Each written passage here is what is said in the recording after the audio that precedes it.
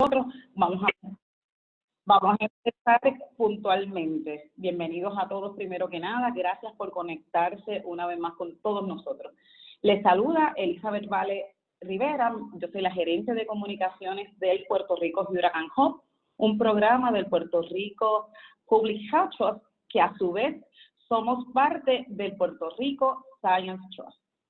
Nuestro objetivo es capacitar a la fuerza laboral de primera respuesta, los líderes comunitarios, las organizaciones e individuos en el manejo de desastres.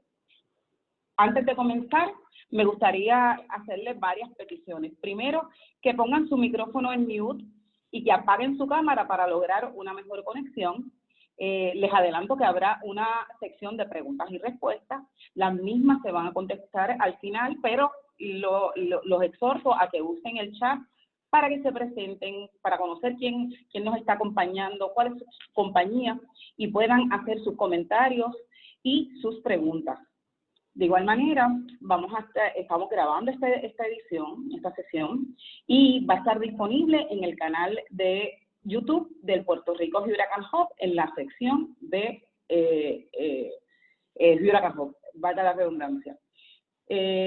Como parte de la temporada de huracanes 2020, que comenzó el 1 de junio y se extiende hasta el 30 de noviembre, estaremos haciendo varias conferencias relacionadas a la preparación para huracanes durante la pandemia del COVID-19. Hoy contamos con la participación del doctor Pablo Méndez Lázaro, quien es profesor asociado en el Departamento de Salud Ambiental de la Universidad de Puerto Rico, Escuela Graduada de Salud Pública. El doctor Méndez tiene estudios en geografía, en ciencias marinas, en ciencias ambientales y recursos hídricos. Además, cuenta con un postdoctorado sobre cambio climático, eventos extremos y teledetección de la Universidad del Sur de Florida. En el día de hoy, nuestro invitado estará abordando el tema tan relevante en estos días de manejo de agua en temporadas de huracanes impactadas. Considerando que estamos ante un racionamiento en pleno temporada de huracanes y la pandemia del COVID está en proceso, es necesario conocer cómo manejar el agua y hacer el uso correcto de este preciado recurso. Sin más preámbulos, los dejamos con nuestro invitado de hoy, el doctor Pablo Méndez. Pablo, adelante. Saludos, buenos días Elizabeth, buenos días a toda la audiencia. Gracias por la oportunidad. ¿Me oyen bien? ¿Sí? Perfectamente, perfecto. Pablo. Qué bueno. Te escuchamos. Ok. De nuevo, gracias por la oportunidad, por estar compartiendo aquí con ustedes, y a la audiencia, buenos días por conectarse en esta mañana. El tema del agua siempre ha sido muy pertinente, sobre todo en el contexto en el que estamos viviendo. No solamente del COVID, sino que la coexistencia de diferentes tipos de eventos extremos que están poniendo en riesgo la disponibilidad del recurso agua, que si los combinamos todos ellos en conjunto, quizás son los factores adecuados para que cuando se unen, veamos entonces una escasez de recursos que afecta la continuidad de operaciones y potencialmente pues afectando entonces la calidad de vida. La charla se le tituló, déjame ver cómo yo lo doy aquí para pasar el próximo slide. Ok, discúlpenme aquí. Manejo del agua en temporada de huracán. Pero ¿qué ocurre? Que el agua la tenemos que manejar durante todo el año.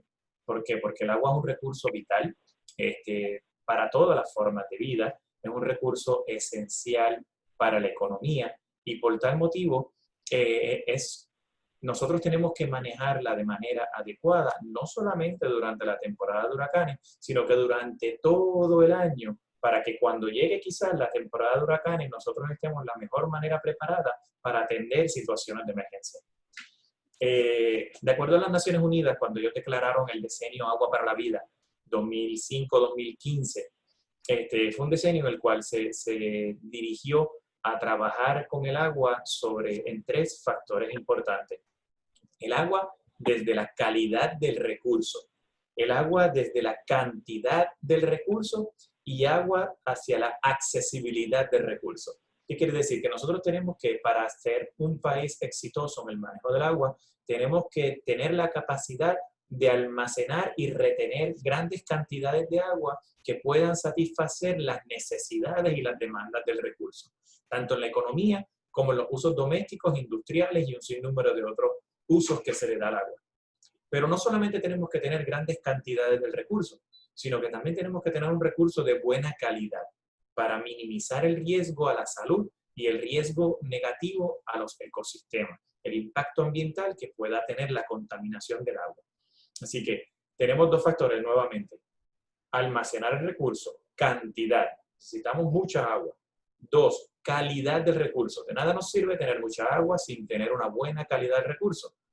Y 3, accesibilidad. De nada nos sirve tener muchos embalses y buena calidad del recurso si las personas no tienen acceso. ¿Cómo le damos acceso a las personas? Pues bueno, en Puerto Rico se desarrolló un sistema de infraestructura que provee a gran cantidad de la población con agua potable. Pero eso conlleva una inversión económica enorme y conlleva una infraestructura de alta tecnología que consume mucho dinero y que a la misma vez requiere mucho mantenimiento. Así que todos estos factores se tienen que dar para que nosotros podamos tener un buen manejo adecuado del recurso. Cantidad, calidad y accesibilidad. ¿Okay? El agua pues, se considera como el recurso vital para todas las formas de vida, por lo tanto es el recurso natural más importante que podemos tener. Y a veces lo obviamos, sobre todo en el caso de nosotros en el Caribe, en las zonas tropicales, porque damos por sentado que tenemos grandes cantidades de recursos disponibles. Y a veces la abundancia genera apatía sobre lo que hay en el ambiente, ¿verdad? Es un recurso móvil. ¿Por qué es móvil? Porque lo podemos capturar en el lago Carraízo, lo podemos capturar en el lago Dos Bocas y Caonilla, y a través de un supertubo nosotros lo podemos transportar a la zona metropolitana. Es un recurso móvil porque también se desplaza de manera vertical, cambia de estado, se evapora, se transfiere, ocurren unas transferencias desde la zona superficial hacia las zonas de la atmósfera, se desplaza lateralmente esa agua evaporada que se ocurre en una zona determinada, se desplaza con los vientos hacia otra. O sea que es móvil, se transforma y se transfiere. También discurre de una manera como escorrentía superficial. Una vez precipita, se mueve de manera natural. Y también entonces de manera vertical puede que ayude a recargar los acuíferos. De nuevo, es un recurso móvil. Limitado porque, como menciono, la calidad del recurso, si nosotros tenemos mucha cantidad de agua, pero de pobre calidad, significa que tenemos un recurso limitado. En el caso de ahora es todo lo contrario. Tenemos un recurso de muy buena calidad, pero no tenemos la cantidad y por eso estamos en racionamiento, porque no tenemos entonces la cantidad de agua disponible para satisfacer las necesidades de la población. Por lo tanto, por eso es limitado. Pero ojo que es renovable tanto en cantidad como en calidad. Nosotros sí podemos darle tratamientos a las aguas, nosotros podemos potabilizar las aguas y nosotros podemos también mejorar la manera en cómo capturamos, almacenamos y distribuimos el agua para mantener una cantidad constante. Es un recurso escaso también, espacial y temporalmente. Espacialmente porque a escala planetaria la cantidad de lluvia no cae exactamente igual en el desierto del Sahara que en el bosque tropical del Amazonas o incluso en el mismo Puerto Rico. La cantidad de lluvia varía espacialmente. No precipita la misma cantidad en el bosque pluvial del Yunque versus el bosque seco de Guánica. Un promedio anual en el Yunque puede alcanzar los 4.000 milímetros de lluvia versus que en el bosque seco de Guánica puede alcanzar los 600 milímetros de lluvia. Así que tiene una variabilidad espacial muy marcada. Y temporalmente también, porque tenemos temporadas de lluvia, las cuales en Puerto Rico pueden ser principalmente septiembre, octubre y noviembre en el otoño, y en algunos casos también puede ser las famosas lluvias de mayo. Esas famosas lluvias de mayo son las que nos ayudan a nosotros a sobrevivir el verano, sobre todo los meses de junio, julio y agosto. No es hasta que entren nuevamente las ondas tropicales, que muy bien el Servicio Nacional de Meteorología nos informa sobre esas condiciones, es cuando empieza nuevamente la recarga de abastecimiento de agua en la isla.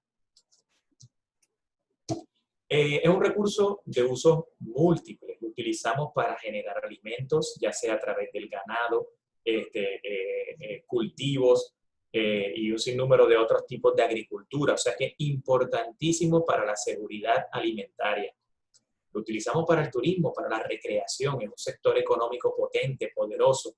Los hoteles, los paradores, no solamente para la higiene, pero para la recreación también a través de las piscinas, parques acuáticos, higiene dentro de los restaurantes, la industria farmacéutica, cervecería, y no lo digo como una manera dirigida hacia esos tipos de industrias, sino que tenemos que tomar en consideración que el agua no solamente la utilizamos para tomar y para la higiene doméstica, sino que mantiene nuestra economía y mantiene una continuidad de operaciones sin que se vea afectado nuevamente la economía de la isla.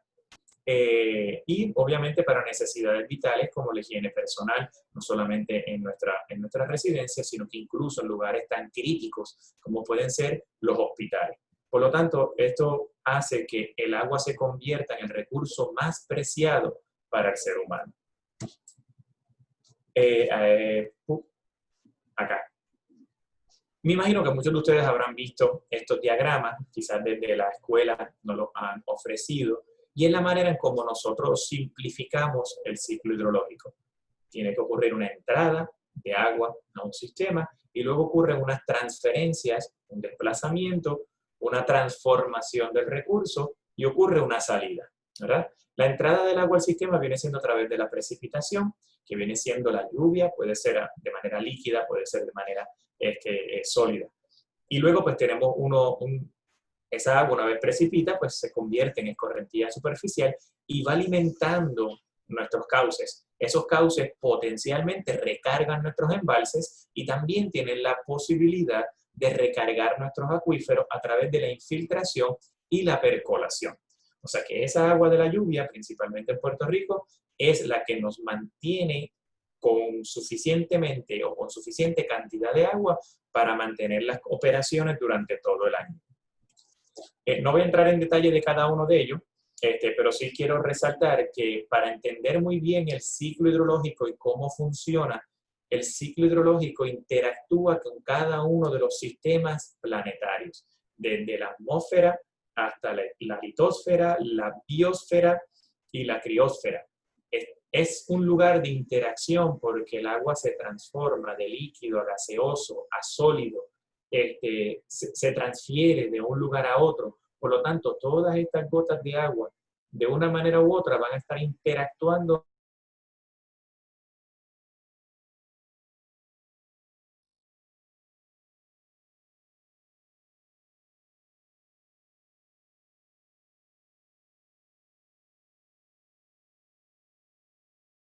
y a la utilización que nosotros le damos a los recursos. Nosotros hemos desarrollado una infraestructura para capturar el agua, para modificar la calidad del agua, purificarla, utilizarla, contaminarla y luego nuevamente tratarla para volverla a descargar al océano o a nuestros cuerpos de agua. O sea que para entender el manejo integral de los recursos hídricos no es solamente la evaporación y la transpiración, que la combinación de ambos significa la evapotranspiración, la condensación y la precipitación, sino que también entonces cómo esta infraestructura que nosotros hemos desarrollado maneja el agua y cómo interactúa con ella. ¿Okay? Ya sea para asuntos industriales, ya sea para asuntos agrícolas, comerciales, domésticos o incluso energéticos, porque es el agua que se utiliza en las termoeléctricas para enfriar las calderas. Para entender también parte de lo que es el manejo del agua en Puerto Rico, debemos tomar en cuenta que, de nuevo, el agua no está por sí sola en su estado natural. El agua interactúa con los sistemas ecológicos, interactúa con los sistemas sociales, con los sistemas económicos, políticos, porque los sistemas políticos toman decisiones sobre el manejo del agua. Hay leyes, hay planes, hay reglamentos, hay estándares de calidad, y todo eso es a través del sistema político. El sistema económico, sin duda, ayuda a mejorar la infraestructura, a mantenerla, puede también empeorar el acceso al recurso. Y nosotros le llamamos a esto un contexto socioecológico y tecnológico, donde existe un sistema en el cual interactúan la parte social, la parte ecológica y la parte tecnológica, que es aquella que provee la infraestructura necesaria para manejar el agua de manera adecuada en el siglo XXI. En el caso de Puerto Rico tenemos que considerar que hay varios puntos de especial interés. Y número uno es que somos una isla en la cual tenemos una alta densidad poblacional. Y eso requiere que nosotros tengamos que satisfacer las necesidades en términos de recursos hídricos para 3.8 millones de habitantes. Nuestra isla experimentó cambios sociales, económicos y demográficos y los sigue experimentando, pero muy significativos en las últimas décadas a través de la industrialización, ¿verdad? Los recursos hídricos están muy estresados, especialmente el agua subterránea, no solamente por la contaminación, como puede ocurrir en algunos acuíferos del norte, sino que, y eso imposibilita el uso de esos acuíferos, sino que también entonces por la sobreexplotación, porque estos acuíferos se alimentan de la lluvia, con un periodo de rezago, no como los embalses, que si llueve, el embalse se llena. En el caso de los acuíferos, siempre va a haber un periodo de rezago en lo cual el agua que precipita logra infiltrarse, percolarse, y entonces podríamos decir que está alimentando las fuentes de agua subterránea.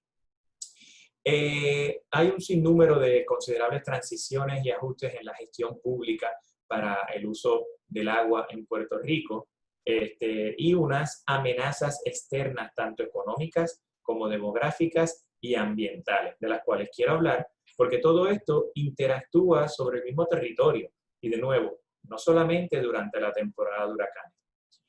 Una de ellas, que es un factor muy determinante, es la quiebra. La deuda externa que ahora mismo tiene la isla de Puerto Rico y que no tenemos la forma de pagarlo, son unas condiciones económicas y fiscales que nos han llevado al impago, lo cual también nos limita el acceso a fondos, y esa accesibilidad a los fondos son los que nosotros necesitamos muchas veces para llevar a cabo obras de grande envergadura y para mantener una infraestructura que es costosa y que ya muchas de ellas están obsoletas, porque no tenemos el dinero suficiente para mantenerlas en buen estado. Y estoy hablando literalmente pues, de la infraestructura de acueductos, que se ha hecho mucho trabajo positivo, se ha adelantado mucho, pero sin acceso a los recursos económicos, las buenas intenciones se hacen sal y agua. Ejemplo de ello es lo del dragado de los embalses, que se ha tratado a través de FEMA, que se costee, y disculpen, está pasando un camión cerca de mi casa, a través de FEMA, pues el acueducto ha tratado de que se costee y se financie el dragado de los embalses que sufrieron una sedimentación exorbitante cuando el huracán María e Irma, y aún estamos esperando por el desembolso de ese dinero, por lo tanto, pues no se ha podido ejecutar parte del dragado. Otro contexto importante del cual voy a estar hablando son las condiciones climáticas. Los exhorto a toda la audiencia a que, si por favor no conocen, en el caso de Puerto Rico contamos con un Consejo de Cambio Climático desde el 2009, en el cual se va documentando, se van haciendo informes y análisis sobre 150 científicos que trabajan en este Consejo de Cambio Climático para poder poner sobre la mesa y accesible a los tomadores de decisiones la mejor información científica accesible sobre las condiciones y proyecciones del clima para Puerto Rico. Y la lluvia es uno de los factores a considerar, porque es lo que nos va a decir a nosotros cómo debemos manejar el agua y cuáles van a ser las tendencias. ¿Vamos a tener mayor cantidad de agua disponible o vamos a tener menor cantidad de agua disponible? Los invito a que busquen la página web y ahí van a encontrar mucha información. Yo voy a dar solamente algunos highlights de esto. También les invito a que visiten el National Climate Assessment, que esto es un informe que por mandato congresional de los Estados Unidos se lleva a cabo en los diferentes estados y territorios de los Estados Unidos para analizar las proyecciones y las tendencias del clima y cómo pueden afectar la vida y la sociedad y los ecosistemas en estos lugares. También los invito a que descarguen el informe, hay un resumen ejecutivo, aquellos que estén interesados lo pueden descargar y van a entender también cuáles son las proyecciones y hacia dónde nos dirigimos en términos del clima, para que sepamos entonces tomar las decisiones de adaptación adecuadas a los escenarios con los cuales nos vamos a estar enfrentando. Y uno de los escenarios es una posible reducción en la cantidad de lluvia. Basado en estos estudios, y los resumo, de los hallazgos que se han hecho llamativos con respecto a al agua, como les comenté lo del ciclo hidrológico, la lluvia es la entrada del agua al sistema. Por lo tanto, nuestros embalses, nuestros acuíferos, nuestras aguas subterráneas dependen principalmente de la lluvia. No principalmente, dependen de la lluvia. Y los modelos lo que están pronosticando es que en Puerto Rico la cantidad de lluvia puede ir disminuyendo con el pasar de los años. En algunas regiones el porciento de reducción de lluvia va a ser más drástico y en otras regiones el porciento de reducción va a ser menos drástico. Pero todos los modelos indican a que efectivamente la cantidad de agua disponible a través de la lluvia va a disminuir. Oh, perdónenme, ahí vamos. Ok.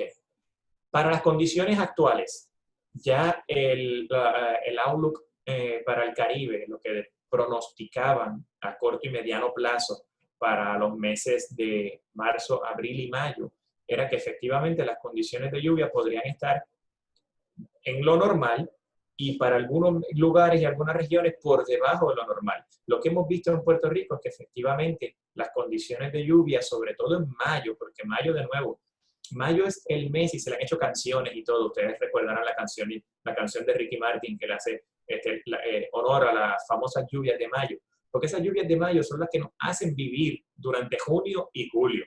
Si nosotros no recargamos nuestros embalses con las lluvias de mayo, sufrimos lo que estamos pasando ahora. Sobre todo si no manejamos bien el agua. Porque aún así, con una reducción no tan fuerte en la lluvia, estamos pasando racionamiento, ¿verdad? Los modelos pronostican que la probabilidad de lluvia debe mejorar para los meses de julio, agosto y septiembre. Es de esperarse, porque usualmente esta es la temporada en la cual empiezan a acercarse las ondas tropicales a la zona del Caribe. Por lo tanto, estas ondas tropicales vienen cargadas de humedad y podrían aportar lluvia a la región. ¿Cuánta lluvia? Pues bueno, mi sugerencia siempre es que estén pendientes a las agencias encargadas, como el Servicio Nacional de Meteorología, que son las agencias que van a estar proveyendo la información precisa y particular sobre lo que va a estar ocurriendo sobre la lluvia en Puerto Rico. Como ustedes recordarán, las sequías se convierten cada vez más frecuentes, por eso traigo el contexto climático, porque justo antes del huracán María, en el 2014, 2015 y 2016, Puerto Rico fue declarado zona de desastre por el Departamento de Agricultura por escasez de agua principalmente. Hubo una declaración de desastre, sobre todo para las zonas agrícolas. Y ustedes recordarán el racionamiento que hubo. Y estos son fotos de aquella época. Para aquella época se logró construir entonces y se desarrolló con el gobierno una alianza entre diferentes agencias estatales, federales y la academia para desarrollar por primera vez el protocolo de la sequía. Y traigo esto porque resalto nuevamente que este racionamiento que está ocurriendo actualmente en plena temporada de huracanes, no en el pico, pero ya entramos en la temporada de huracanes desde junio 1, no es anómalo. Ya no ocurrió en el 2014, 2015 y 2016. De hecho, en el 2015 y 2016, lo que nos salvó de un racionamiento extremo fue que justamente en agosto entró una onda tropical fuerte, una tormenta casi, que recargó nuestros embalses en 24 horas. Pero de nuevo, eso significa que son ocurrencias y episodios extremos. Uno que nos trae escasez de agua y el otro que nos cae mucha agua en corto periodo de tiempo. El huracán María, ustedes recordarán muy bien, y no voy a entrar mucho en detalle, sino que sí voy a mencionar que dentro del contexto que estamos viviendo, El huracán María se encargó de traer mucha cantidad de agua, pero a la misma vez causó estragos, erosionó muchas zonas, causó mucha mortalidad en los árboles. Millones de árboles fueron deforestados en Puerto Rico, lo que significa que dejó el suelo expuesto en muchos lugares, y toda esta erosión del suelo, no toda, pero gran parte de estas erosiones en las cuencas hidrográficas principales en donde se encuentran los embalses, fueron receptores de todo este sedimento, colmatando de sedimento a estos embalses. En algunos de los casos, disminuye la cantidad de almacenar agua hasta un 60%. No solamente el huracán María, sino que el historial de erosión en las cuencas hidrográficas, añadido a la erosión causada por el huracán María, colmata de sedimentos nuestros embalses. Por eso la petición de Acueducto de que se pueda hacer el dragado para poder mejorar y alargar la vida de algunos embalses en Puerto Rico, que fueron construidos algunos de ellos en la época de los 30, 40 y 50. De los más recientes, el de Fajardo, 2004 también. Y inclusive también el huracán María causó daños en la infraestructura, como pueden recordar, en el lago Oaxaca, en el cual parte de la presa se rompió y tuvieron que vaciar el embalse para poder mantenerlo en un nivel de control y evitar daños mayores. O sea que toda esa agua se descargó lo más rápido posible. Tampoco se pudo almacenar. Otras consideraciones que tenemos que tomar en cuenta son las que las temperaturas van a seguir aumentando. Y si ustedes han entrado al National Weather Service durante el día de hoy, tanto en su página de Facebook o su página oficial web, ustedes verán que tenemos una alerta de calor. Y llevamos varios días. 2020 y 2019, los últimos años, las tendencias es que las temperaturas son cada vez más elevadas. Y eso es un factor determinante para el recurso hídrico, porque las altas temperaturas fomentan la evaporación. O sea que no solamente estamos pronosticando y se está proyectando a nivel científico de que va a haber menos cantidad de agua en Puerto Rico, lo estamos viviendo. De igual manera, estamos teniendo altas temperaturas, lo que aumenta la evaporación, por lo tanto, es pérdida de agua del sistema.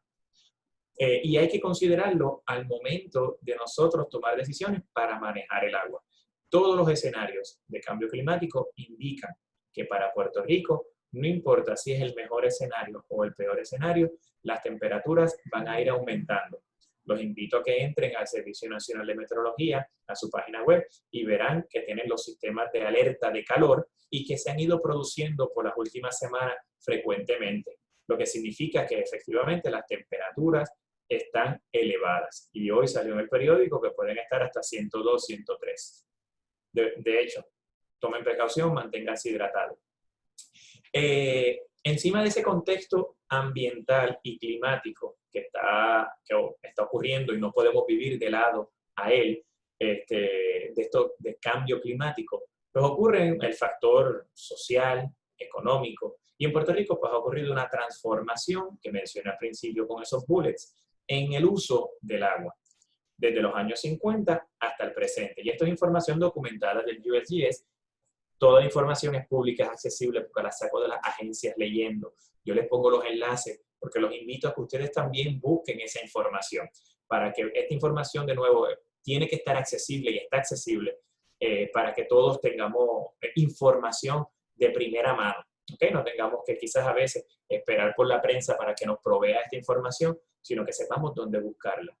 En los años 50, pues principalmente los usos que se le daba al agua no eran tan complejos como al uso que se le da hoy en día al agua en Puerto Rico y en los Estados Unidos. Apenas teníamos 3, 4 diferentes tipos de usos de agua, y hoy en día tenemos 10, 12 tipos de usos diferentes, desde uso para las termoeléctricas, desde acuicultura, aspectos comerciales, agricultura para ganado, agricultura para cultivo, uso público, uso doméstico, uso industrial. Así que tenemos un sinnúmero de usos que ha complicado el panorama del manejo del recurso agua dentro de un nuevo escenario con infraestructura obsoleta, menor cantidad de agua.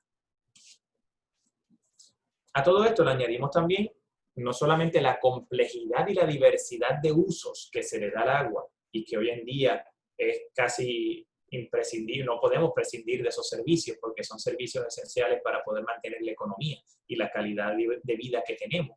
Pues también han habido unos cambios sociodemográficos que han sido ya documentados por varios investigadores, que incluso pues también salen en el informe del USGS que ellos hacen sobre el uso del agua en los diferentes estados y territorios.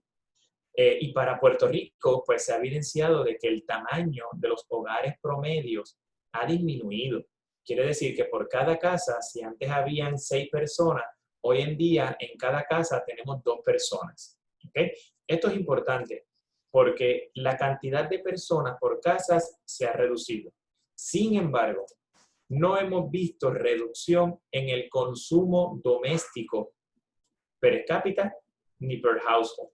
Quiere decir que en un escenario en el cual tenemos infraestructura obsoleta con menos capacidad de captar agua, como son los embalses cargados de sedimento por las grandes cantidades de lluvia y erosión que causó el huracán María, con menos población, pero con un aumento en el uso per cápita y en el uso doméstico del agua.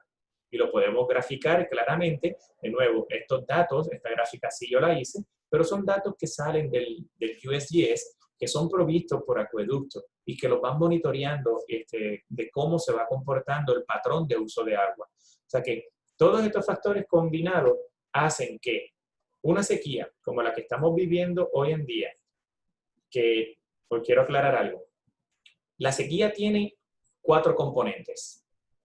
La sequía climática, que es una reducción en la precipitación promedio. La sequía hidrológica, una reducción, una disminución de agua en los cauces, en los ríos. La sequía agrícola, que viene siendo el factor en cuanto a la cantidad de agua disponible empieza a amenazar e impactar los cultivos y se hace cada vez menos disponible el agua para atender los cultivos y hay mortandad, hay mortalidad, hay enfermedades, hay estrés hídrico en estos cultivos. Y número 4, la dimensión social, el factor social, el uso que nosotros le damos al agua. Así que nosotros competimos todos estos recursos juntos, todos estos usos, esta diversidad de usos, competimos por un mismo recurso, que es el agua.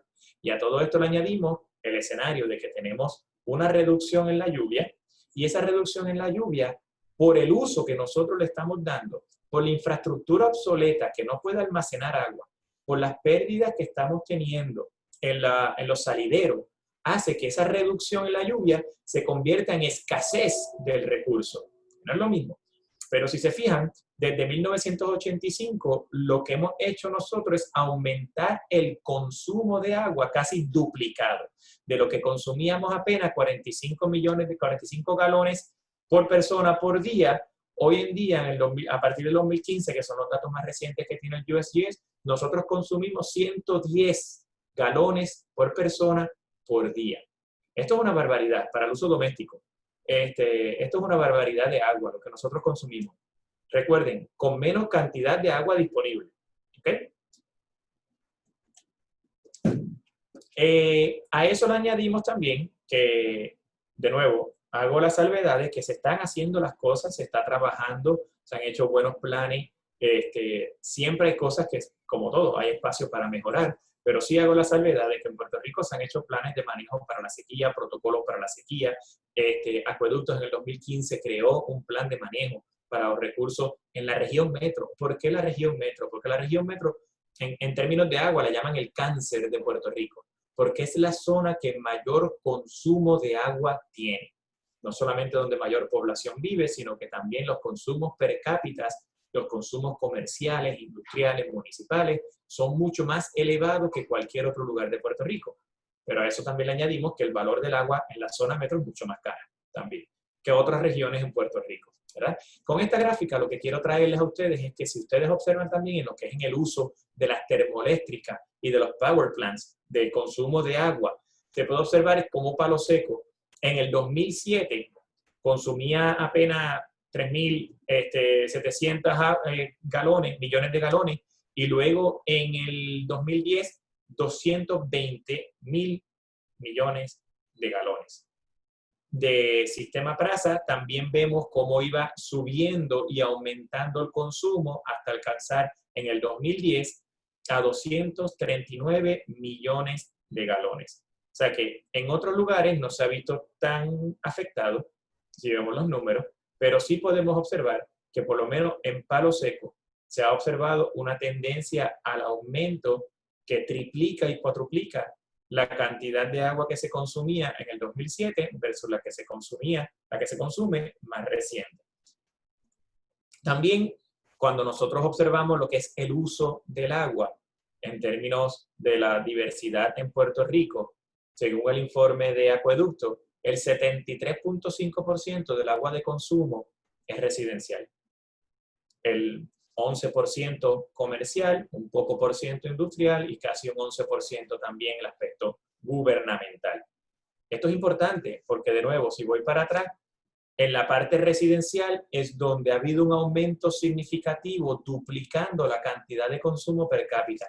Y uno de los factores que se menciona para manejar el agua, de los problemas, es el hombre como hiperconsumidor del recurso, como si el recurso fuera inagotable. Y recuerden nuevamente que las Naciones Unidas nos dice que tenemos que tomar en cuenta cantidad, calidad y accesibilidad. Cualquiera de estos que se salga de equilibrio, tendremos escasez de agua. Y nosotros, sin embargo, estamos, perdónenme, que quería presentarles esta. Estamos aumentando, no solamente representamos el mayor nivel de consumo en agua, sino que nuestros patrones de consumo se han disparatado. Si ustedes buscan el informe, que lo pueden encontrar en la página web también, el PRASA Metro Region, también pueden encontrar un desglose de en qué gastamos el agua nosotros en nuestra residencia. Lavar los carros, lavar en el exterior, marquesinas, regar patios, es una barbaridad de agua la que nosotros estamos consumiendo. Y son galones, son más de decenas de galones por minuto cada vez que nosotros estamos lavando marquesinas o carros. Está muy bien desglosado en el informe. Nuevamente los invito para que ustedes también, de nuevo, mientras más información tengamos accesible, mejores decisiones podemos tomar para mejorar las situaciones en las que estamos. Sobre todo, si ustedes están viendo impactados por la sequía, a medida de que nosotros empecemos entonces a manejar, no solamente acueductos, pero nosotros mismos también como consumidores, a manejar el recurso de manera más responsable, pudiéramos minimizar el impacto de estas amenazas climáticas.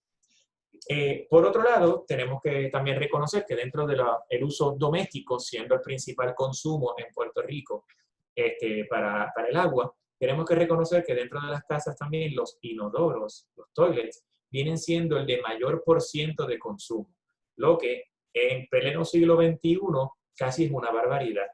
Y yo hago esta analogía, que suena un poco cruda, pero siempre la menciono. Quiero decir que los inodoros en Puerto Rico nosotros lo estamos bajando con agua potable. Es decir, el agua más cara del mundo, con los mejores tipos de tratamientos y estándares regulados no solamente en Puerto Rico, sino que por los departamentos de salud, sino que también por las agencias federales en los Estados Unidos. O sea que, cumpliendo con los mejores estándares, utilizando los químicos más caros, porque estamos en un territorio americano en los cuales los productos salen carísimos. Nosotros estamos utilizando agua potabilizada para bajar el inodoro. Y esto representa casi un 30% de consumo en nuestras casas. Si nosotros fuéramos a decir que nosotros estamos comprando una botella de 5 galones en el supermercado de agua potable de manantial para bajar el inodoro, si nosotros fuéramos a países en donde el agua escasea significativamente como en Haití, nos daría vergüenza decirle que estamos utilizando el agua más cara del mundo, de los mejores estándares, que sí que con sus problemas y sus inconvenientes, pero se trata de cumplir con los mejores estándares que hay para utilizar y bajar el inodoro. Eso, sin duda, en pleno siglo XXI, es algo que debemos modificar. ¿Okay? Y eso sale también dentro de los planes de manejo que se han desarrollado. Cómo nosotros modificamos el uso del agua en Puerto Rico. Actualmente, quizás no es sorpresivo para ustedes, sabemos que estamos en sequía y esto a través del Comité de la Sequía lo pueden encontrar la información en la página web que la pongo acá abajo también, nuevamente el agua accesible para que cada uno de ustedes pueda visitarla. Incluso quizás, si quieren, mientras me van escuchando, pueden entrar y verla. se considera que ya antes era un poco peor, han habido unos cuantos episodios de lluvia, pero no lo suficiente para sacarnos de la sequía en la que estamos. Pero según el monitor de sequía de los Estados Unidos, nos mencionan que ya el 73% de los terrenos de la isla están afectados por condiciones atípicamente secas. Y esto representa una disminución del 4% con la semana anterior. Por lo mismo, porque han habido unos cuantos episodios de lluvia. ¿Okay? Abajo, este mapa que pongo aquí, es el mapa que trae del Servicio Nacional de Meteorología, en el cual se ha ido registrando la cantidad de lluvia que ha ido ocurriendo en los pasados 90 días. No es la cantidad, sino que cuánto fuera de lo normal ha ocurrido de episodios de lluvia por región en Puerto Rico. Los colores rojos significa que están en negativo en lugares en los cuales han caído menos de 12 pulgadas de lluvia por debajo de lo normal. Y en lugares violetas y azulitos significa que son lugares allí donde la cantidad de lluvia ha estado por encima de lo normal. Y en algunos lugares hasta 16 pulgadas de lluvia por encima de lo normal. ¿Qué quiere decir esto? Que inclusive cuando nosotros estemos en episodios de sequía en la región del Caribe, todavía la variabilidad que mencioné al principio de la charla, esa variabilidad espacial que tiene la lluvia, se puede observar en un territorio tan pequeño como Puerto Rico. Esto puede ser bueno y puede ser malo, dependiendo cómo usted vea el vaso, si lo ve medio vacío o medio lleno. Si usted es optimista o si usted es más pesimista. Desde mi punto de vista, yo lo veo como una oportunidad para mejorar, porque las pasadas sequías ocurrió muy similar a esto que estamos observando en este año. ¿Y qué significa? Que nosotros estamos observando ya un patrón que cuando la parte este y sur de Puerto Rico empieza a secarse, la parte noroeste se está inundando literalmente, recibe grandes cantidades de lluvia. Y esto es un mapa muy similar a cómo se comportó la sequía 2014, 2015 y 2016. ¿Qué significa esto? Que nosotros tenemos que expandir entonces nuestras áreas de captación. Tenemos que mejorar nuestra manera en cómo podemos recolectar esa lluvia, porque sí está lloviendo, sí está cayendo lluvia, pero esto es como jugar el tiro al blanco, ¿verdad? Estamos tirando un dardo y ese dardo no está cayendo en el centro del tablero. Y el centro del tablero vienen siendo las cuencas hidrográficas que tienen los embalses que suministran agua a las zonas metropolitanas, que son las de mayor consumo del recurso. Así que esto da oportunidades para identificar dónde son esas zonas en las cuales sí está cayendo grandes cantidades de agua para que entonces ayuden a minimizar el impacto de otras regiones. Y esto, como único lo podemos hacer, es expandiendo las zonas de captación, pero no necesariamente construyendo embalses. Construyendo embalses es a través de una manera centralizada para manejar, para recolectar y manejar el agua, versus que existen otras alternativas que ya se han propuesto, que se están considerando, que yo sé que Acueductos también lo incluyó en su plan de manejo, y luego voy a entrar en detalle, pero que por X o Y razón, o quizás por la cantidad de eventos simultáneos que hemos tenido en los últimos 3, 4 años, no han permitido mantener ese track y esa ruta que se había establecido para diversificar y adaptarnos a las nuevas condiciones.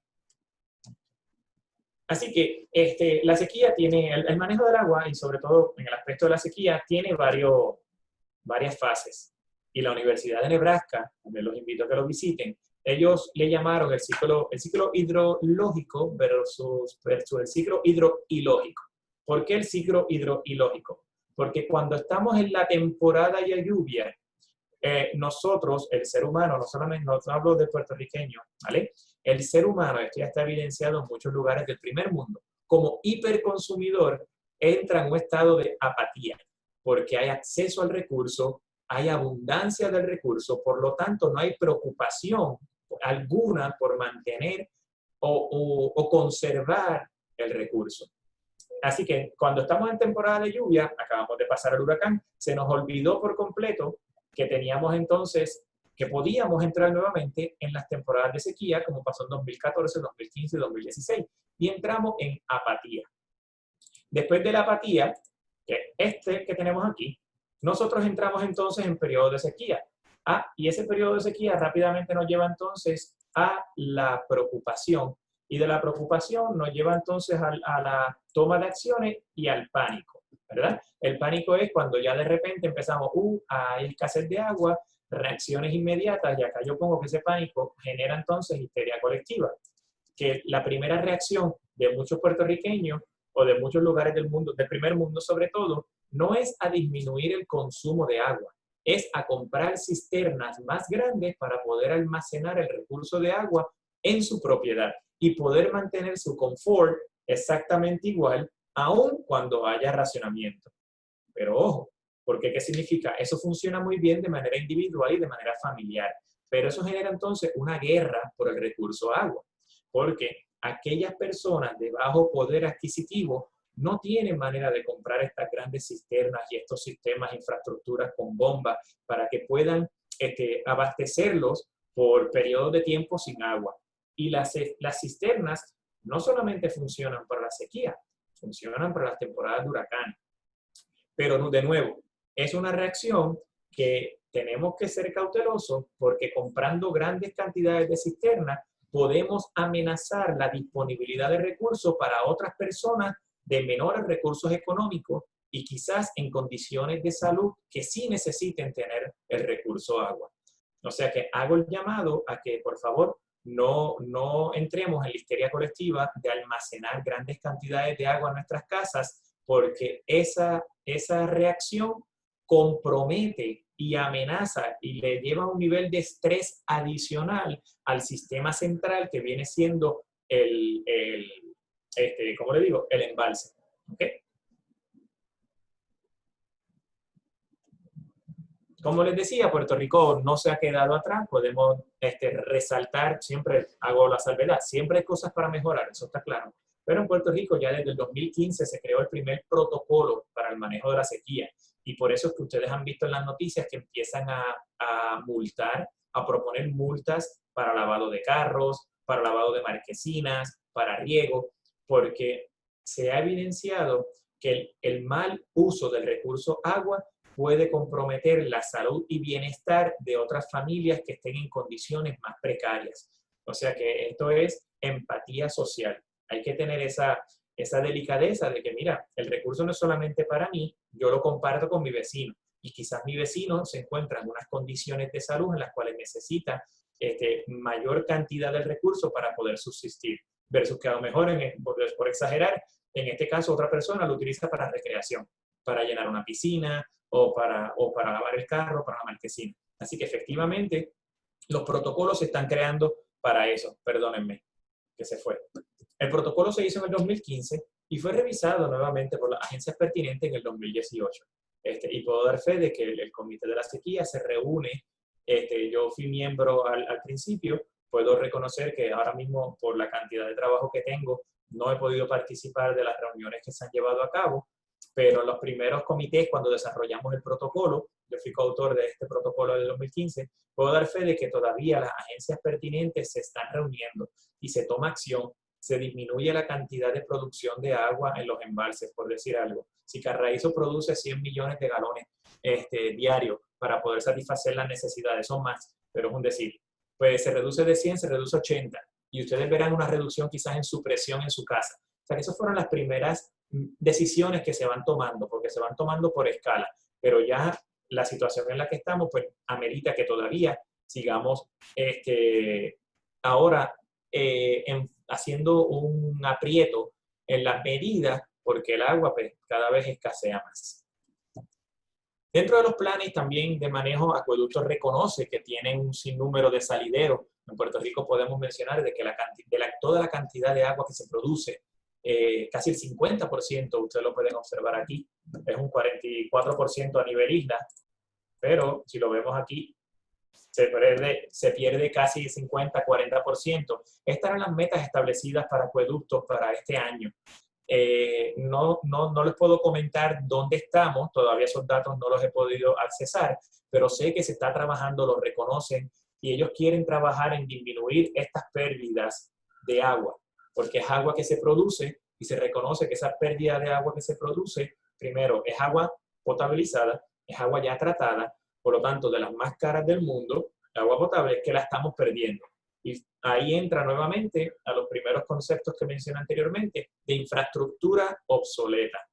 Existen tecnologías para poder identificar estos salideros, pero son tecnologías carísimas. Pero si no disminuimos el nivel de consumo, que ya les enseñé, que va para arriba, una barbaridad, hiperconsumidores. Si no mejoramos el estado de los embalses y lo tragamos para que podamos aumentar la cantidad de almacenamiento. Si no disminuimos la cantidad de agua que se pierde por los salideros, cualquier reducción en la lluvia nos va a llevar rápidamente a escasez del recurso. Y de nuevo, recuerden que la sequía son 4 componentes. Sequía climática, sequía hidrológica, agrícola y social. Pero nosotros estamos llegando a la sequía social bien rápido, literalmente, por decirlo así. En un abrir y cerrar de ojos pasamos de la sequía climática a la dimensión social, porque la infraestructura que tenemos y los patrones de consumo no ayudan a amortiguar esa disminución en la lluvia. ¿Okay? Otro de los sistemas que se está proponiendo dentro de los planes de manejo, y ya se había propuesto en el 2015, quizás de nuevo por la cantidad de eventos que han ocurrido recientemente, no se han podido ejecutar, pero además de trabajar con las pérdidas de agua, yo les comenté que el ver los mapas en los cuales te muestra que algunas zonas de Puerto Rico están recibiendo grandes cantidades de lluvia versus que otras se están secando, por lo menos en esta temporada, oye, tenemos que expandir nuestros sistemas de captación. ¿Y cómo hacemos eso? No tenemos que construir grandes obras de ingeniería como los embalses que pueden costar miles de millones de dólares, 2.000, 3.000 millones de dólares, y menos todavía en quiebra, que es un factor que lo mencioné anteriormente. No tenemos acceso a recursos económicos. Así que los sistemas de cosecha de agua de lluvia, rain harvesting, se presentan como una alternativa viable, ecológica, amigable, accesible, económica. Es decir, construir sistemas de cosecha de agua de lluvia como hacían nuestros antiguos residentes en Puerto Rico con los aljibes. Y como viven grandes cantidades de islas en la zona del Caribe, y como les voy a presentar en Australia, que ya casi el 36% de las residencias construidas nuevas trabajan con sistemas de rain harvesting.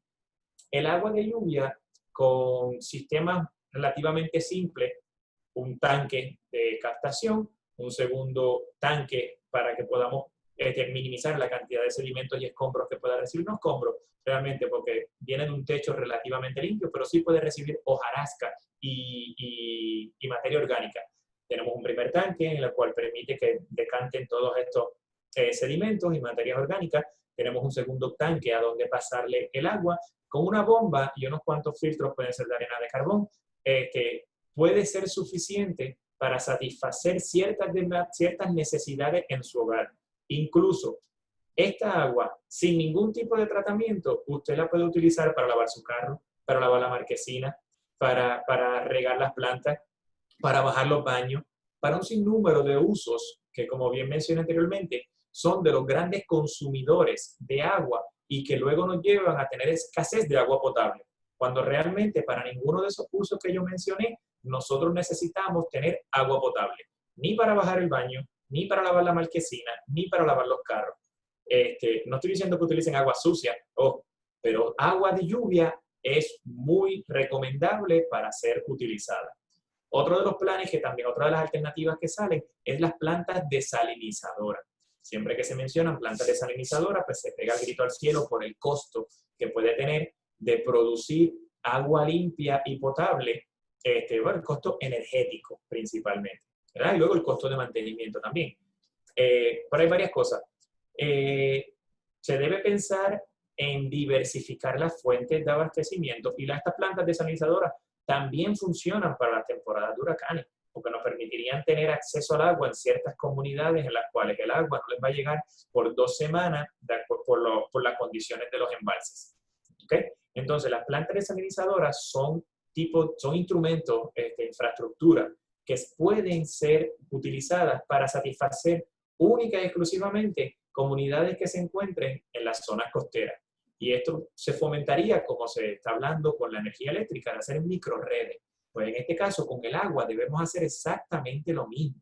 nosotros podemos hacer sistemas de cosecha de agua de lluvia y utilizar todos esos techos que no sirven para nada, nada más que para generar escorrentía e inundaciones, y utilizar entonces plantas desalinizadoras para satisfacer demanda de agua potable en zonas costeras.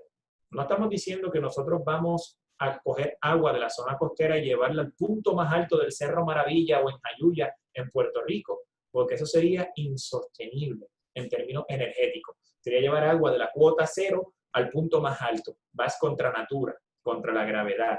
Pero sí tener sistemas alternos que suplan a las comunidades costeras. Eso es un segundo sistema. Ambos, tanto rain harvesting como sistema de desalinizadora, son equipos también excelentes y recomendados para las temporadas también de huracanes, porque en cuanto pase los eventos de huracanes, usted todavía se queda sin agua por 2 o 3 días, tiene usted agua de donde abastecerse. Otro, el reuso de las aguas. EPA desde el 2012 lleva haciendo, la Environmental Protection Agency, perdónenme para aquellos que no la conocen, es la Agencia Federal de Protección Ambiental, lleva haciendo sugerencias y recomendaciones del uso que se le puede dar a las aguas recicladas. Aguas recicladas quiere decir que nosotros, el agua que consumimos en nuestras casas pasa por unas tuberías, esas tuberías las llevan a unas plantas de tratamiento. De esas plantas de tratamiento, todas nuestros sistemas, perdón, estas son las roturas, infraestructura, ¿verdad?, que mencionaba anteriormente. Todo ese sistema nosotros lo descargamos luego en los ríos, tenemos plantas terciarias, los descargamos con grandes cantidades de plantas terciarias en los ríos y otras las descargamos en los océanos. ¿Qué se está proponiendo? Ya está escrito, de nuevo, no es que no esté escrito, que se modifiquen esos sistemas para que estas aguas puedan ser utilizadas para otro tipo de uso. Por ejemplo, enfriar las calderas, ya nosotros vimos que se gastan 230, 240 millones de galones. Millones de galones. Si nosotros pudiéramos satisfacer esa agua, que no necesita ser agua potable, podemos hacerlo con agua reusada. Si nosotros pudiéramos proveerle, es un cambio de mentalidad y un cambio de infraestructura. Si pudiéramos proveerle agua a esas termoeléctricas usadas, sería genial, porque nos ahorramos también millones de galones potables que solamente sirven para enfriar las calderas de las termoeléctricas. Eso es un ejemplo, ¿verdad? Yo he viajado a varios países y uno de los que me ha gustado mucho fue literalmente el aeropuerto en Australia. Australia, como les dije, es uno de los países del primer mundo que más adelantado está en términos de manejar el agua. Cuando tú vas allá, no solamente las escuelas, los centros comerciales, sino que también los aeropuertos y las residencias, que lo voy a presentar ahora, están reciclando el agua. Entonces yo pongo dos modelitos de cómo se está manejando el agua y conservando el agua en otros países versus que te ponen un letrero que están utilizando el agua de los lavamanos que pasa por sistema para luego entonces bajar los inodoros y los urinales. ¿Qué significa? Que no es agua potable. Están ahorrándose eso. Y no solamente en términos ecológicos, sino porque, de nuevo, el agua mantiene la continuidad de operaciones en una sociedad del primer mundo. Ya no es solamente de vida o muerte, sino que también es un factor económico que nos cuesta dinero y que nos puede amenazar también la débil situación económica en la cual se encuentra Puerto Rico. Versus como nosotros lo estamos haciendo, que lamentablemente tenemos 30,000 recomendaciones. Esto están pegados en los baños, ¿verdad? Para que ustedes tengan una idea. ¿Quién tiene el tiempo de leerse cada una de estas recomendaciones cada vez que entra a un baño? Segundo, las letras son extremadamente chiquitas. Tercero, no están tomando ninguna acción. Sencillamente se está pegando un boletín informativo versus que acá, en esta área, hay acciones correctivas para minimizar el gasto, tanto económico como del agua potable, versus que acá no se está tomando nada más que sencillamente se pone una hoja informativa y un boletín. Esto es lo que estamos haciendo nosotros, ¿verdad? Es un factor educativo, es bueno, pero quizás la estrategia de esa información no es la más adecuada. De nuevo, creo que la acción es buena porque es un factor educativo, pero en un baño público, no sé, de nuevo, cuántas personas primero tienen el tiempo para estar leyendo esto Y segundo, no sé qué tan exitoso sea esa estrategia de comunicación. Si fuéramos a medir el éxito de cada una de estas estrategias, ahí entonces nosotros pudiéramos decir, ok, está dando su fruto. Pero según estas recomendaciones, y veo los datos dicen que seguimos siendo hiperconsumidores de agua versus lo que nos están recomendando acá. O sea que no le estamos haciendo mucho caso a esas recomendaciones. Debemos apostar por una cultura de agua, no solamente en huracanes, no solamente en sequías, sino que de nuevo durante todo el ciclo hidrológico. Esto lo llevan haciendo muchos países. No solamente enseñar el ciclo hidrológico en las escuelas, sino que enseñar el manejo integrado del agua, que significa la interacción social, ecológica y tecnológica. No el agua en su estado natural, como un ambiente acuático, un pantano, una laguna, sino que también en los procesos de desinfección, los procesos de consumo, qué significa el agua en la economía, porque de nuevo nosotros no solamente utilizamos el agua para bañarnos en los ríos, los procesos de tratamiento, los procesos de infraestructura, transporte, porque traemos agua de un lugar a otro, la manejamos, la traemos del supertubo nuevamente, del lago Caonilla de Dos Bocas hasta la zona metro de San Juan.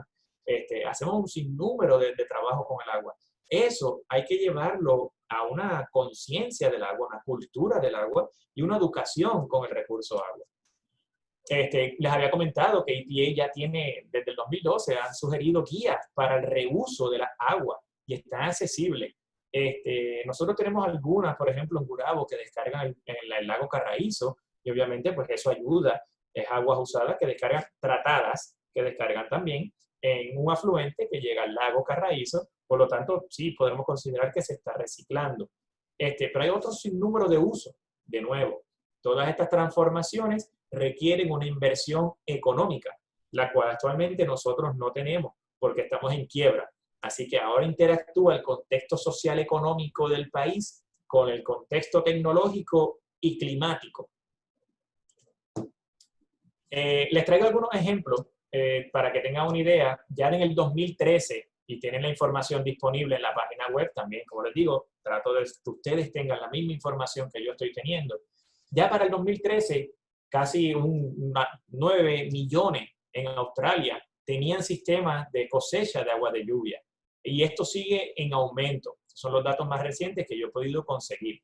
Pero 9 millones de casas ya en un país, de nuevo, del primer mundo, con los mejores estándares también en términos de calidad de agua, pero sufriendo las mismas amenazas, los mismos escenarios climáticos de posible reducción en la lluvia, encarecimiento en la infraestructura central, en la cual ya los gobiernos, yo no tengo por qué invertir en darle agua, el agua cae del cielo, si yo puedo suministrar la educación y la accesibilidad a la infraestructura para que las personas puedan instalarlas en sus residencias. Yo no tengo por qué ser el intermediario entre un recurso natural y los residentes y los consumidores. Y más cuando ya tenemos que la rueda está inventada tanto en Estados Unidos, en Europa y en Australia y en muchos otros países del Caribe, donde incluso en el Caribe existe el Rain Harvesting Association, que es decir, una asociación en la cual se comparte todo tipo de información para diseño, construcción,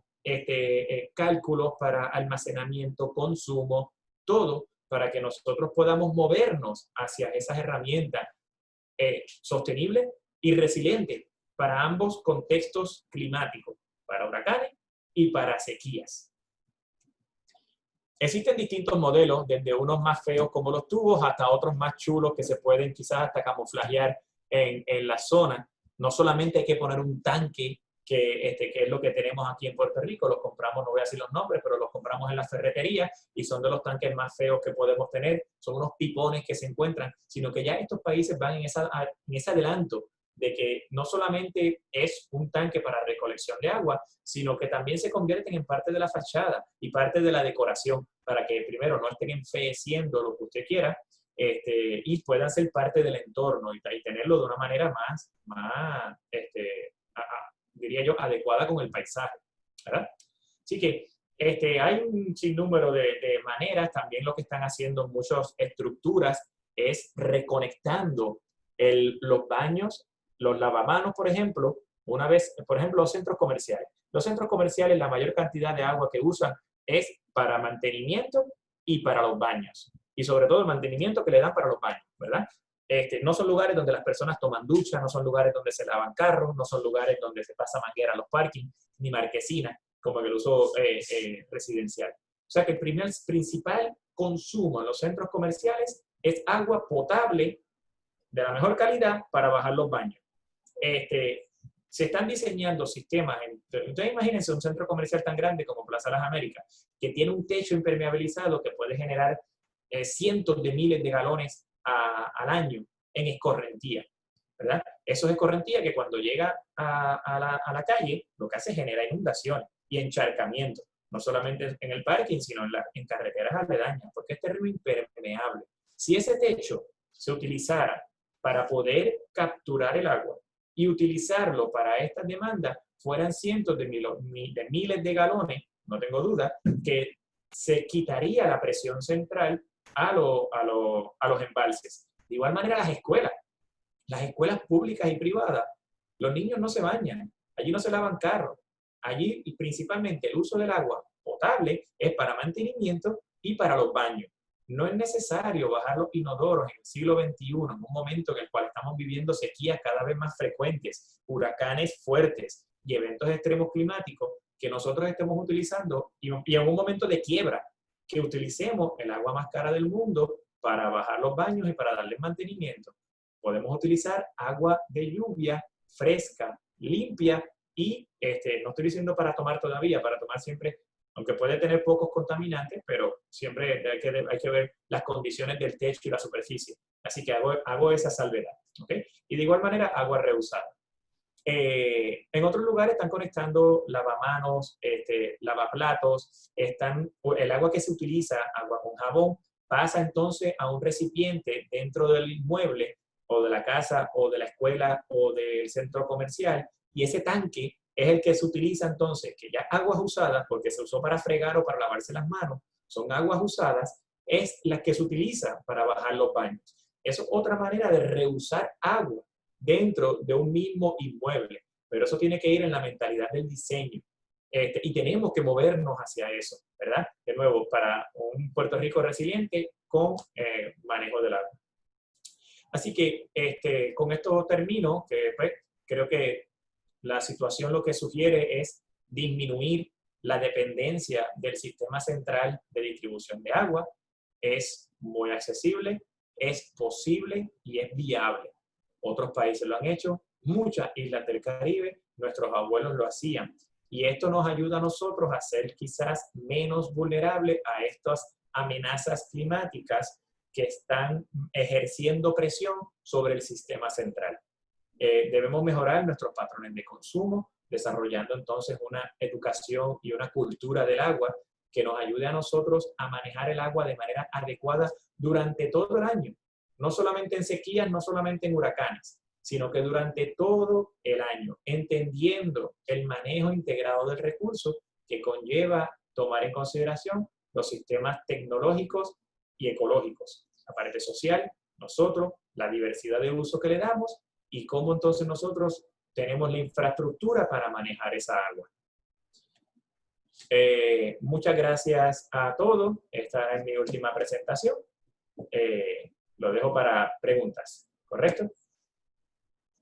Doctor, excelente información. De verdad que tengo varias preguntas que usted ha contestado en el proceso. No obstante, quiero darle la oportunidad y mencionarlas porque de verdad que el tema ha sido bien completo, fácil de entender y se lo agradecemos. Aquí tenemos una audiencia variada que incluye maestros, personas de primeros respondedores, individuos, líderes comunitarios y otras personas que se han conectado con nosotros porque ameritan, ¿verdad?, saber del tema. Quiero empezar con una pregunta que nos hace Noni Velázquez. Ella pregunta, doctor, ¿me está escuchando? Sí, estoy aquí. ¿Están viendo mi pantalla o no? Ahora mismo lo estoy viendo usted. Ah, ok, perfecto. Ok. Dígame. Pero voy a empezar con una pregunta que dice cómo la Autoridad de Acueductos y Alcantarillados calcula el consumo per cápita. No sé si esto es algo.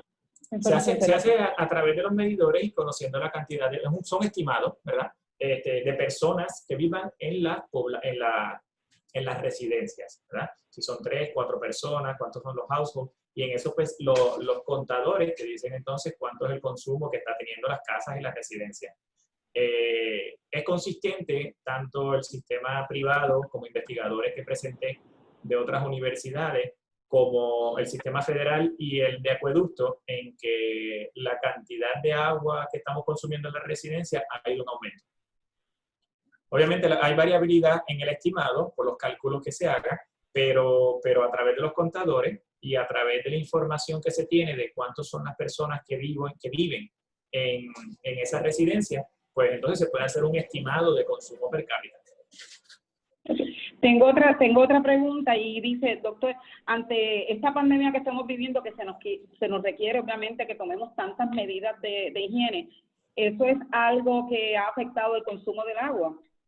Sin duda, a mí no me extrañaría porque sin duda el requerimiento, las sugerencias y recomendaciones que se dan muy pertinentes es la higiene y agua y jabón, ¿verdad? Principalmente, no hand sanitizer, agua y jabón es la mejor técnica para poder. O sea que una de las cosas, de nuevo, que el agua amenaza ahora mismo en la coexistencia con esta pandemia es que puede amenazar la higiene personal de las familias y las personas. No tengo duda de eso. Por eso es que el agua tenemos que manejarla bien durante todo el año, no solamente en caso de crisis, porque como presenté, es como el ciclo ilógico y ya entramos en histeria colectiva. It's too late, como dicen, ¿verdad? Así que no tengo duda, sí. Otra pregunta que me hacen, ayer trascendió en los medios, doctor, que hace más de 20 años no se dragan algunos de los embalses más importantes de este país, ¿verdad? Que decimos que esperamos por FEMA por ese recurso, pero ¿qué ha pasado, verdad, antes de María? ¿Cuál ha sido el procedimiento? Que eso no se ha hecho y tenemos hoy en día menos agua disponible. Es correcto. Sí, el dragado no es una solución única para las sequías. El dragado lo que pasa es que se suele hacer siempre cuando el terreno está seco, porque tiene menor costo y es más fácil para transportarlo y para dragarlo y manejarlo. Y es por eso que siempre que se oye que hay sequía, se oye del dragado, ¿verdad? Pero sí, efectivamente, el dragado tiene que ser algo de mantenimiento continuo para poder alargarle o mantenerle la vida útil a esta infraestructura. Okay. Usted hizo unas menciones bien importantes durante su presentación y usted habló que las personas han optado por, en vez de ahorrar agua, pues se compran una cisterna más grande. O sea, que no hay esa empatía, como usted bien dijo, social. Y la pregunta que tengo para usted, doctor, es ¿qué acciones tomamos con esas personas que son hiperconsumidores de agua?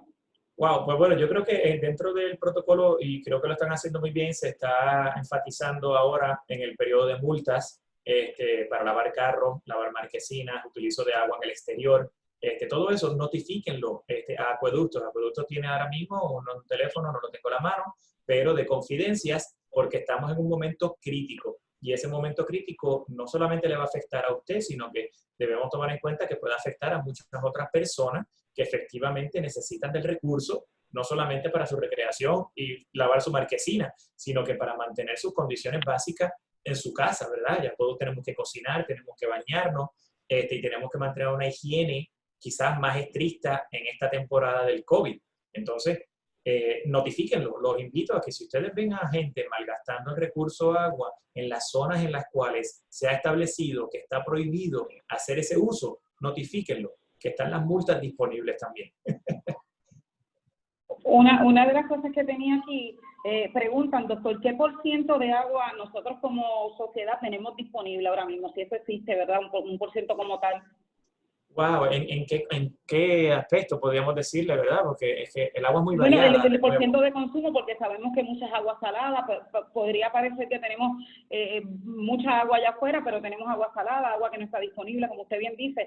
¿Cuál es esa, si podemos decir, tenemos tanta cantidad de consumo o eso se divide por embalses como tal? Pues mira, se hace ese balance hídrico, se hace por región, por zonas, por cuencas hidrográficas, para que uno sepa cuánto es la cantidad de agua que tiene disponible una región, cuántos son los consumos, las pérdidas, las transferencias, las salidas de agua. Y se hace pues principalmente por zona. Para que tengamos una idea, aproximadamente, si fuéramos a hablar de balance hídrico en Puerto Rico, un 100% sería aproximadamente 1.700 milímetros de lluvia al año, de los cuales casi el 60% del agua que precipita se pierde por evaporación, por un proceso natural, ¿verdad? Okay. Así que para que tengas una idea, del 100% de lluvia que cae en Puerto Rico, en casos normales, en casos de sequía, el 60%, 65% se pierde por evaporación. Un por ciento bastante alto también, 20% aproximadamente, 15%, se pierde en escorrentía superficial. Es decir, agua que cae, por decir algo, en el río Piedra y drena directamente en la bahía de San Juan. Eso es lluvia que se contabilizó como lluvia precipitada en el pluviómetro, el National Weather Service lo notifica, pero sin embargo no es agua que podamos nosotros contabilizar para el consumo humano, porque nunca cayó en una zona de captación represada con embalses. Así que eso hay que tomarlo en cuenta. Puede llover mucho, pero si cae bajo el embalse no sirve para consumo humano, me refiero. Sirve para otros servicios ecosistémicos, ¿verdad? Pero para el uso humano no sirve. Sí, por eso que usted menciona que la importancia de quizás ¿verdad? Hacer otros métodos de captación para lograr entonces poder almacenar esa agua segura o retenerla para el uso de todos nosotros. Una pregunta que quiero hacerle, doctor, antes de que cerremos esto y que finalmente después me diga una recomendación final de cómo nosotros podemos almacenar seguro el agua, pero le quería preguntar, ¿cómo las acciones del ser humano han influenciado en la sequía o es algo de un cambio climático? Algo que podamos hacer para mitigar. Pues mira, podemos adaptarnos a través de las estrategias que se mencionaron. Una, educación y crear una conciencia sobre el recurso de agua durante todo el año. Dos, mejoramiento de nuestra infraestructura y disminución de pérdida de agua, porque lo existente hay que mantenerlo. No podemos hacer borrón y cuenta nueva. Eso, lamentablemente, somos unos duros en eso. No podemos. Tenemos que la infraestructura que ya tenemos hay que mantenerla. Así que hay que identificar fondos para mantenerla y ponerla en condición que nos ayude a no perder agua en los salideros y que los embalses estén en condiciones óptimas para almacenar la cantidad de agua que necesiten. 3. Diversificar las fuentes de abastecimiento. Es un principio básico de resiliencia. Diversidad y redundancia. Esos son principios básicos de resiliencia. Entonces, a través de los sistemas de cosecha de agua de lluvia, que ya hemos visto que muchos países los están utilizando, lo que hay que hacer aquí es estimularlo. Desalinización de las aguas, no para llevar de nuevo agua salada al centro de la isla, pero sí a pequeñas comunidades costeras y disminuyen la presión a los embalses. Y y educación, de nuevo, educación para disminuir los patrones de consumo, reconociendo que el agua no es un recurso finito en ese aspecto, ¿eh? Para lo que nosotros lo usamos, me refiero.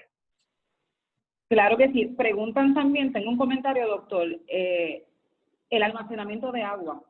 ¿Cómo lo hacemos seguro, considerando que también nosotros tenemos el mosquito, el dengue, que también nos afecta en esta temporada? Correcto.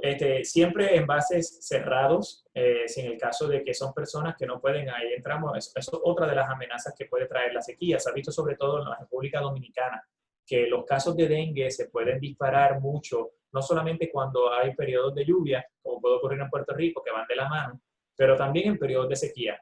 Y lo curioso es que encontraron que efectivamente en los periodos de sequía, pues las personas almacenan las aguas en envases, tanques o recipientes al descubierto. Y eso permite entonces que se conviertan en criaderos de mosquitos. Si usted pues tiene recipientes, tanques o envases en los cuales quiere mantener agua durante los días de racionamiento, manténganlos siempre tapados.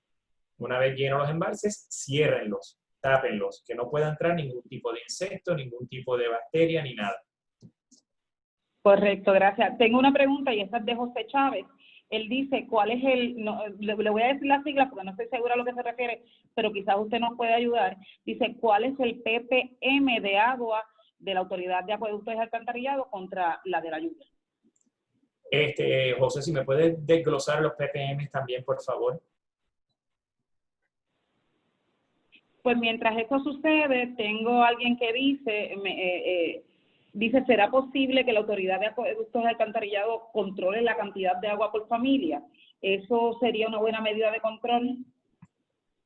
Pues mira, ya ellos no es que lo controlen, sino que a veces por mantener las presiones adecuadas para que lleguen a las residencias y que nadie se queje de la presión, ¿verdad? Pues ellos mantienen una producción constante y decimos casi un máximo, ¿verdad? Voy a poner un número, lo voy a llevar a 100. 100 millones de galones diarios, por decir algo. Al momento de que ellos ven de que ya podemos entrar en un periodo de sequía, ellos comienzan a reducir esa producción de agua y entonces bajan a 90 millones de galones diarios, luego bajan a 80. No significa que le están llevando menos agua a usted, pero reduciendo la producción, reducen la presión y de esa manera, pues sí, efectivamente, de alguna forma casi que te obliga a consumir menos agua. Pero no es algo que esté, ¿verdad? Eso está dentro del protocolo del plan de la sequía. Ok, tengo varios comentarios, doctor, y varias preguntas en el chat, pero quería que usted me dijera, usted mencionó varias cosas que me parecieron increíbles. La histeria colectiva, obviamente, estamos en histeria colectiva ante el anuncio del racionamiento en el día de ayer y un aumento en la tarifa del agua. Sí, curiosamente, el aumento en la tarifa del agua responde quizás a la quiebra que nosotros tenemos y los factores que mencioné anteriormente como un factor determinante y que nos afecta claramente los procesos de adaptación ante estas amenazas externas. Y la tarifa del agua, pues tristemente responde a una de esas estrategias económicas establecidas en el plan fiscal acordado con la Junta para hacer que sean más solventes las finanzas de acueducto. Ok.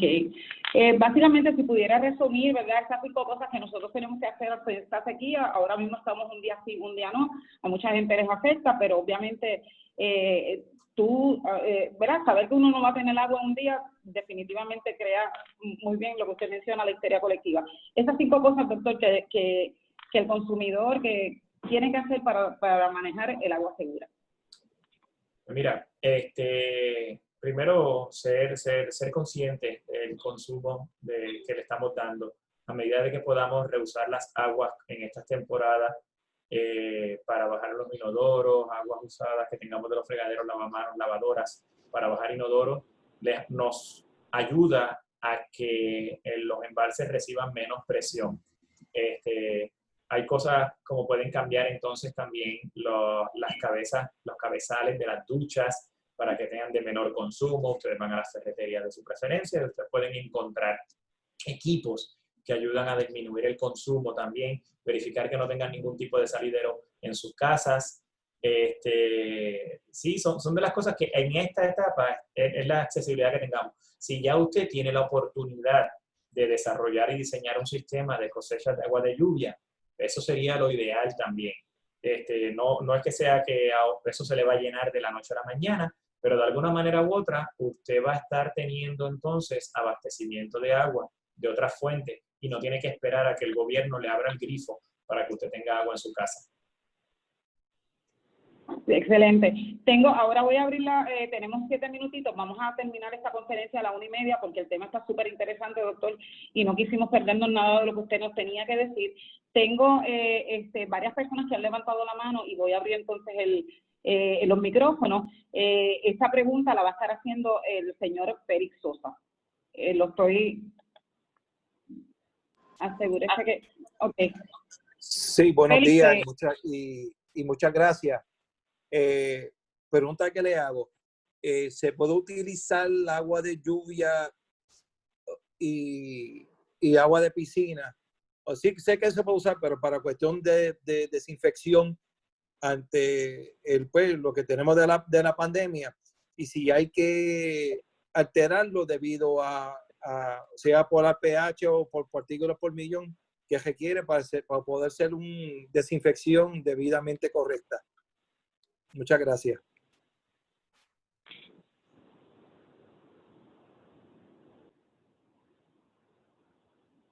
no lo vi. Perdóname, estaba en mute. Gracias. Lo de ppm me lo imaginaba, pero no quería estar contestando algo que no estaba seguro. Pues mira, Obviamente el agua que precipita siempre va a capturar algunos tipos de aerosoles y algunos particulados en el aire y algunos ciertos contaminantes, pero no son de gran preocupación. Los mayores, a menos que usted viva cerca de alguna termoeléctrica o alguna zona de altos contaminantes atmosféricos, como puede ser el aeropuerto o los puertos marítimos, que tienen altas concentraciones de camiones, puertos, barcos, perdónenme, y grúas, ¿verdad? Así que el agua de lluvia es relativamente limpia. Donde puede estar el problema principalmente es una vez el agua, volvemos, relativamente limpia, siempre puede adquirir ciertos tipos de partículas atmosféricas.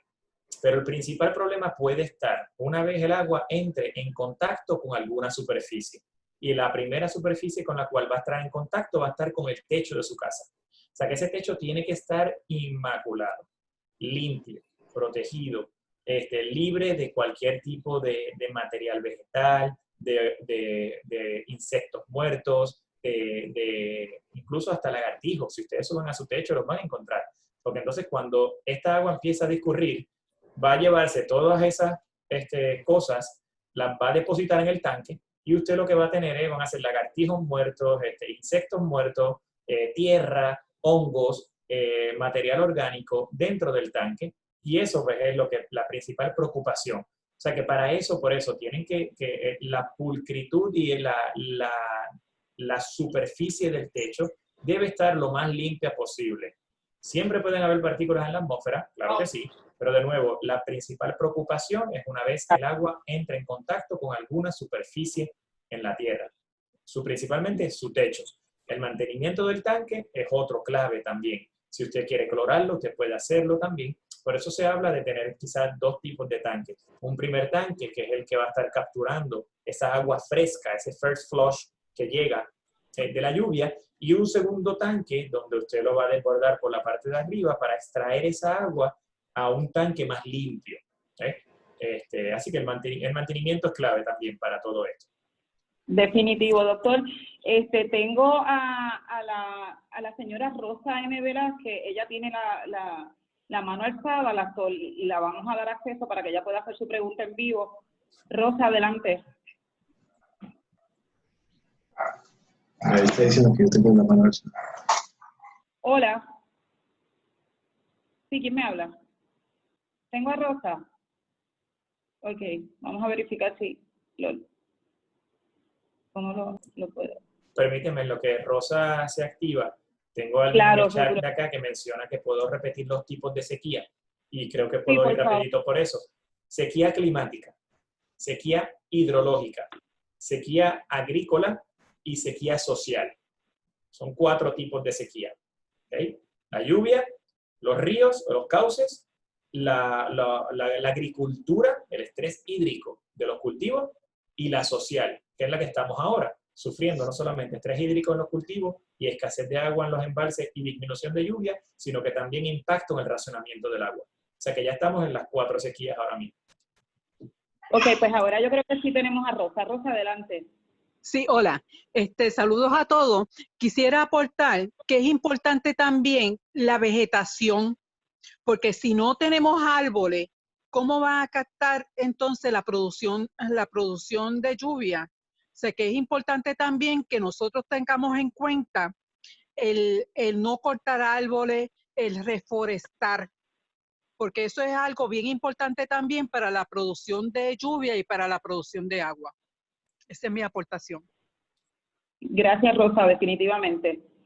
Rosa, doctora, muchas gracias, claro que sí. Sí, eso es muy importante, la reforestación y el mantenimiento de buen estado del ecosistema, de la vegetación, de los árboles, ayudan a anclar el suelo, evitan la erosión, favorecen que las escorrentías superficiales sean mucho más lentas, lo que entonces favorece la infiltración y la recarga de los acuíferos. O sea que el servicio ecosistémico y el servicio que nos pueden proveer estos árboles y esta vegetación es incalculable.